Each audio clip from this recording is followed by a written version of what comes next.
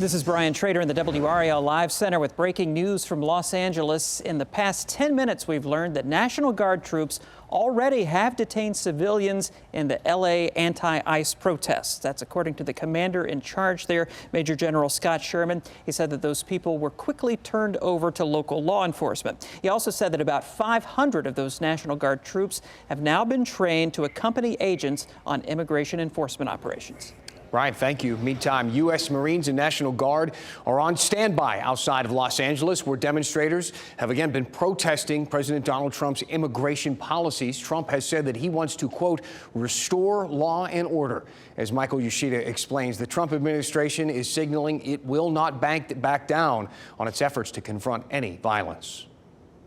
We're not frightened to do something else if we need to. U.S. Attorney General Pam Bondi standing firm behind the president's actions in Los Angeles, placing hundreds of Marines on standby just outside the city and mobilizing the National Guard. To protect our federal buildings, to protect the highways, to protect the citizens.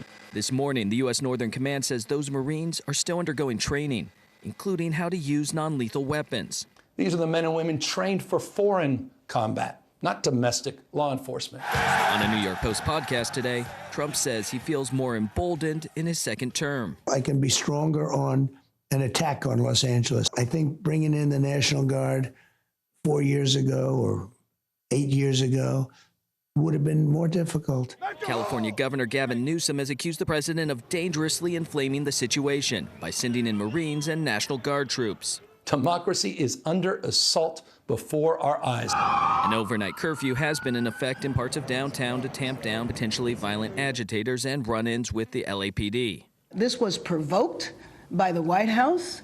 I posit that maybe we are part of a national experiment to determine how far the federal government can go in reaching in and taking over power from a governor. The mayor says the curfew, which covers about 1 square mile of downtown L.A., is likely to continue for a few more days. L.A.'s unrest comes as similar protests take place in several other cities like New York, Austin, Washington, D.C., and Chicago.